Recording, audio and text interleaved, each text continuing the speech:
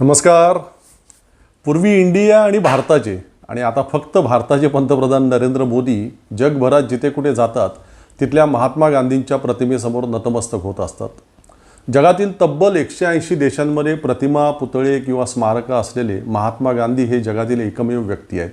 आणि इंडिया असो किंवा भारत, हा महात्मा गांधींचा देश अशीच आपल्या देशाची जगभरामध्ये ओळख आहे. मोठा गाजावाजा करीत आयोजित करण्यात आलेली जगातील प्रमुख देशांची G20 परिषद नुकतीच आपल्या इथे संपन्न झाली. त्या परिषदेनंतर लगेच कॅनडा, स्कॉटलंड आदी देशांमध्ये आपल्या उच्चायुक्तांविषयी जे काही घडलं त्यातून या G20च्या आयोजनातील पोकळ फुगा पटकन फुटला. आणखी अशा बऱ्याच हास्यास्पद अशा गमती त्या परिषदेच्या दरम्यान घडल्या, ज्या तुमच्यापर्यंत विविध रील्स आणि व्हिडिओंमधून पोहोचल्याच असतील. तर ते असो की फसवी G20 परिषद हा काही आपला आजचा विषय नाही. त्या परिषदेसाठी दिल्लीमध्ये आलेल्या जगातील अनेक देशांच्या सर्व प्रमुखांनी कुठे जाण्याची इच्छा व्यक्त केली, तर राजघाटावर महात्मा गांधींच्या समाधीचं दर्शन घेण्यासाठी. आणि मोदींच्या मनामध्ये असो किंवा नसो, त्या सगळ्या राष्ट्रप्रमुखांना घेऊन मोदींना राजघाटावरती जावं लागलं. आपण सगळ्यांनीच ते दृश्य पाहिलं आणि ते पाहताना आपल्या बापूंविषयी तुमच्या, आमच्या, आपल्या सगळ्यांच्या मनातील आदर, अभिमान अधिकच दुणावला. परंतु हे एक चित्र झालं. दुसरीकडे काही भयानक आणि संतापजनक प्रकार वाढत चाललेत. याच आपल्या साऱ्या जगाला वंदनीय असलेल्या महात्मा गांधींचा खून ज्या विकृतानं केला, त्या खुनी नथुराम गोडसेच्या उदात्तीकरणाचे प्रयत्न मागील काही वर्षांपासून आपल्या देशात सातत्यानं सुरू आहेत. नरेंद्र मोदी या देशाचे पंतप्रधान झाल्यापासून गोडसेच्या या उदात्तीकरणानं अधिक वेग घेतलेला दिसतो आणि त्याकडे मोदी पूर्णपणे दुर्लक्ष करतायत. तुम्ही जगभरामध्ये जाऊन गांधींच्या प्रतिमांसमोर नतमस्तक होता. इथे आलेल्या जगभरातील नेत्यांना राजघाटावरती गांधींच्या समाधीच्या दर्शनासाठी घेऊन जाता. गांधींच्या जयंती पुण्यतिथीला दिखाऊ का होईना परंतु विविध उपक्रम राबवता. आणि तुमचे अंधभक्त त्याच गांधीजींच्या हत्याऱ्याचं इथं समर्थन करतात, उदात्तीकरण करतात. ते तुम्हाला दिसत नाही? किती ढोंगीपणा आहे हा. मालेगाव बॉम्बस्फोटातील प्रमुख आरोपी असलेल्या त्या प्रज्ञा ठाकूरने, हो केवळ प्रज्ञा ठाकूरच, या अशा दहशतवादी महिलांना मी साध्वी वगैरे म्हणत नाही. बाबरी मशीद पडण्याच्या आधीच्या काळामध्ये देशभर फिरून मुस्लिमांविरोधात अतिशय खालच्या पातळीवर जाऊन विद्वेषपूर्ण वक्तव्य करणारी ती ऋतंबरा असो, उमा भारती असो किंवा आताची ही प्रज्ञा ठाकूर, यांना साध्वी म्हणणं हा धर्माचा, वैराग्याचा आणि साधुत्वाचा अपमान आहे असं माझं स्पष्ट मत आहे. अंगावर भगवी वस्त्र नेसून या महिला प्रत्यक्षात हिंदू धर्मालाच बदनाम करीत असतात. ती प्रज्ञा ठाकूर जाहीरपणे नथुराम गोडसेला हुतात्मा म्हणाली, त्याचं गौरवीकरण केलं, त्यानं केलेलं कृत्य योग्यच होतं असं म्हणाली. त्यानंतर त्यावर प्रचंड गदारोळ झाल्यावर मोदी काय म्हटले आठवते ना? मोदी म्हटले होते की या उद्गारांबद्दल मी प्रज्ञा ठाकूरला मनातून कधीही माफ करू शकणार नाही. आणि प्रत्यक्षात मोदींनी तिला काय शिक्षा दिली, तर तिला भोपाळमधून लोकसभेची उमेदवारी देऊन खासदार म्हणून निवडून आणलं. बॉम्बस्फोटासारख्या गंभीर गुन्ह्यातील आरोपी महिलेला देशाच्या सर्वोच्च सभागृहामध्ये बसण्याचा सन्मान मोदींनी त्या प्रज्ञा ठाकूरला दिला. मोदींची शिक्षा ही अशी असते. आता नाही का परवा नवीन संसद भवनामध्ये महिला आरक्षणाच्या निमित्तानं विशेष अधिवेशनामध्ये भाजपचे दिल्लीचे एक खासदार रमेश विदुरी यांनी बसपाच्या दानिश अली या मुस्लिम खासदारांना भर सभागृहामध्ये अर्वाच्य शिवीगाळ केली, प्रचंड अपशब्द वापरले. सर्व विरोधी पक्षांनी भाजपच्या या खासदारावर कारवाईची मागणी केली. मोदींनी लगेच त्या आपल्या खासदाराला शिक्षा तर केली, पण काय, तर त्याला राजस्थानमधील एका जिल्ह्याचा प्रचार प्रमुख करून टाकलं भाजपचं. मोदीजींच्या शिक्षा या अशा जबरदस्त असतात. ती दिल्लीतील हिंदू महासभेची कार्यकर्ती पूजा शकून पांडे आठवते? नथुराम गोडसे जिंदाबादच्या घोषणा देत तिनं जाहीरपणे महात्मा गांधींच्या प्रतिमेवर गोळ्या झाडून पुन्हा त्यांची हत्या करण्याचा विकृत आनंद घेतला होता. खोटं रक्त सांडवलं होतं. विसरलात का? थांबा, तुमच्या आठवणींना पुन्हा उजाळा देतो. पहा हा व्हिडिओ. नाथुराम गोडसे अमर रहे, अमर रहे. महात्मा नाथुराम गोडसे अमर रहे, अमर रहे. अखिल भारत हिंदू महासभा जिंदाबाद, जिंदाबाद. अकेले रहेंगे गांधी जी, अकेले चल रहे हैं. महात्मा नाथुराम गोडसे जिंदा रहे, अमर रहे. महात्मा नाथुराम गोडसे अमर रहे, अमर रहे. महात्मा नाथुराम गोडसे अमर रहे, अमर रहे. महात्मा नाथुराम गोडसे अमर रहे, अमर रहे.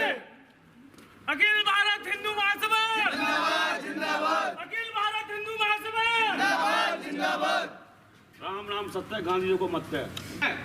राम नाम सत्य है।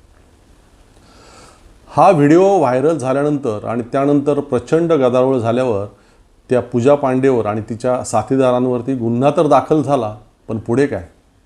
काहीच नाही. आजही ती पूर्वीपेक्षा अधिक सक्रिय आहे आणि तिला अधिक महत्त्वाची जबाबदारीची पदं सोपवण्यात तिच्यावरती आलेली आहेत. मोदींचा कारभार हा असा आहे आणि त्यामुळेच आता महाराष्ट्रापर्यंत या विषवल्ली पोहोचलेल्या आहेत. जगाला प्रेम अर्पावं हे सांगणाऱ्या आपल्या साने गुरुजींची अंमळनेर ही कर्मभूमी.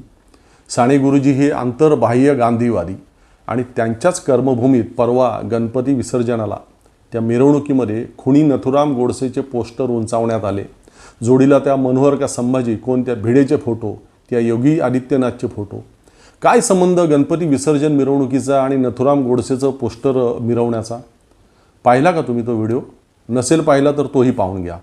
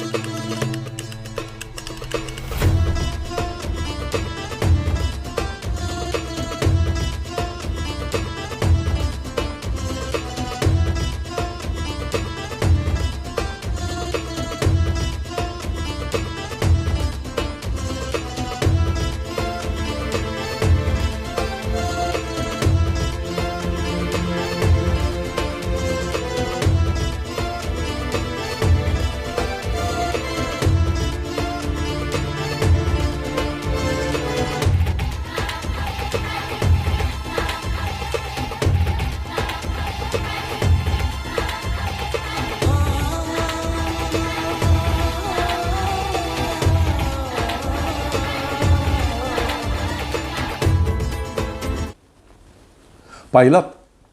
नक्की त्या भिडेंचेच किडे असणार हे विकृत. नथुरामसोबत त्या भिडेंचा फोटोही उंचावत होते, म्हणजे तेच विकृत असणार. राष्ट्रपिता महात्मा गांधींना हा भिडे अर्वाच्य शिव्या देत असतो. पोरांच्या मनामध्ये विष पेरणी करत असतो त्यांच्या विरोधात. नथुरामचं उदात्तीकरण करत असतो आणि डोक्यात बुद्धीच्या जागी भुसा भरलेली मूर्ख बावळट पोरं मेंढरासारखी त्या भिडेच्या नादाला लागून ही असली विकृत कृत्य करीत राहतात. 4 पुस्तकं वाचायची नाहीत, चांगलं आणि विश्वसनीय असं काय ऐकायचं नाही. मग हे असं आपला भोंदू गुरुजी जे सांगतो ते खरं असं वाटत राहतं त्यांना. ते असो, पण मला या सगळ्या प्रकाराच्या निमित्तानं महाराष्ट्राचं सध्याचं सरकार, गृह खातं आणि पोलीस दलाला काही प्रश्न विचारायचे आहेत.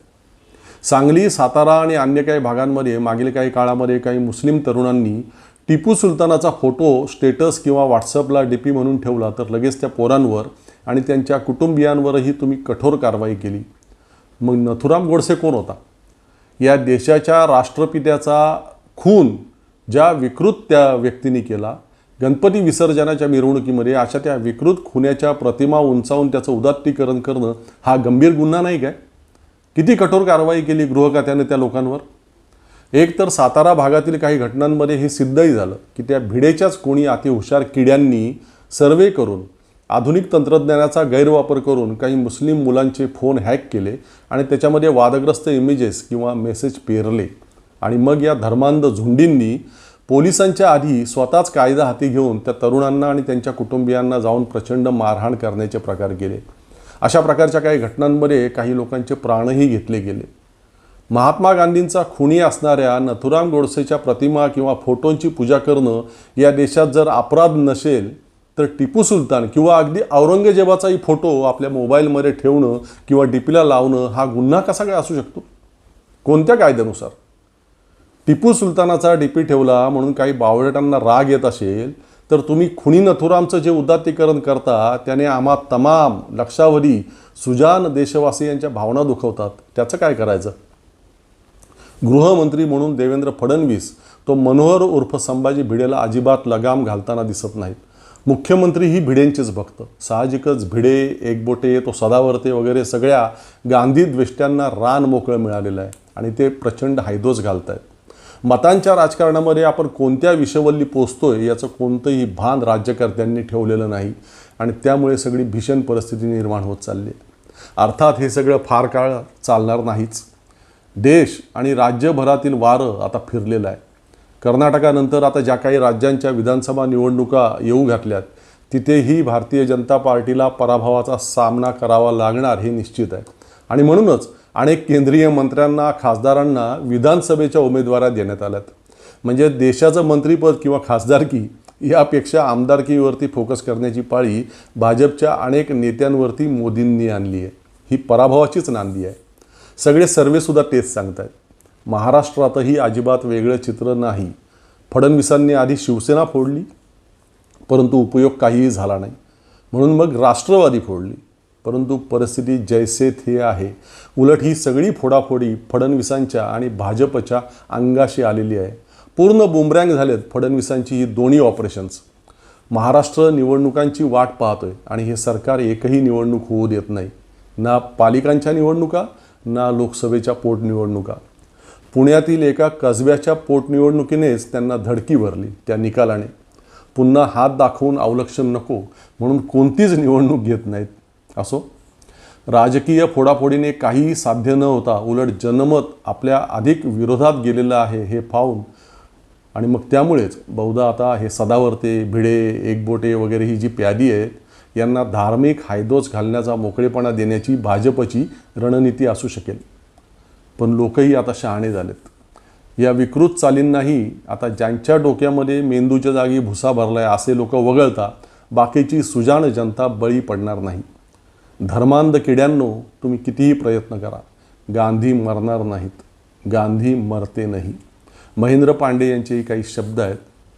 गांधी के विपक्ष में बोल सकते हो, गाली भी दे सकते हो, गांधी की प्रतिमा तोड़ सकते हो, विभाजन का जिम्मेदार भी उन्हें ठहरा सकते हो, चतुर बनिया भी बोल सकते हो, गांधी को केवल सफाई तक सीमित भी रख सकते हो, गांधी के लिए घृणा भी फैला सकते हो, गांधी से चरखा छीन सकते हो, खादी भी छीन सकते हो, पर सुनो, तुम कुछ भी करो गांधी को नकार नहीं सकते. मालूम है कोशिश की थी तुमने, पर देखो गांधी जी मुस्कुरा रहे हैं तुम्हारी हर नादानी पर. गांधी जयंतीच्या निमित्तानं त्यांच्या पवित्र आणि प्रेरणादायी स्मृतींना त्रिवार वंदन. आजच्या भागात इथेच थांबू. पुन्हा भेटू लवकरच. तोपर्यंत धन्यवाद.